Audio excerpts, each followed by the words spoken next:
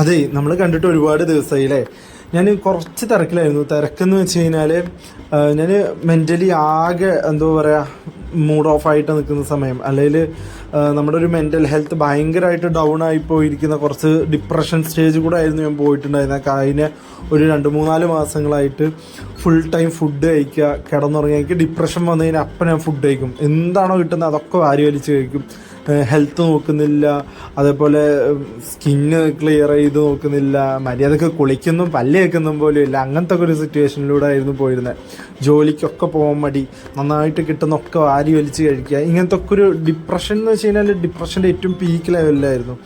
അപ്പോൾ ഇപ്പോൾ കുറേ പ്രശ്നങ്ങളൊക്കെ അങ്ങനത്തെ പ്രശ്നങ്ങളൊക്കെ തീർന്നതിന് ശേഷം ഞാൻ ഇപ്പോഴാണ് നോക്കിയായിട്ട് വന്നത്. അപ്പോൾ വീണ്ടും ഞാൻ എന്ത് ചെയ്തു, വീഡിയോ ആയിട്ട് വരാമെന്ന് വിചാരിച്ചു. കുറേ ആളുകൾ മെസ്സേജ് അയച്ച് ചോദിച്ചിട്ടുണ്ടായിരുന്നു, എവിടെയാണ് കാണാനില്ലല്ലോ, ഡെഡായോ എന്നൊക്കെ ചോദിച്ചിട്ടുണ്ടായിരുന്നു. അപ്പോൾ ഡെഡൊന്നും ആയിട്ടില്ല. ഇനി കണ്ടിന്യൂസ് ആയിട്ട് വീഡിയോ ചെയ്യാൻ വേണ്ടിയിട്ട് ശ്രമിക്കാം.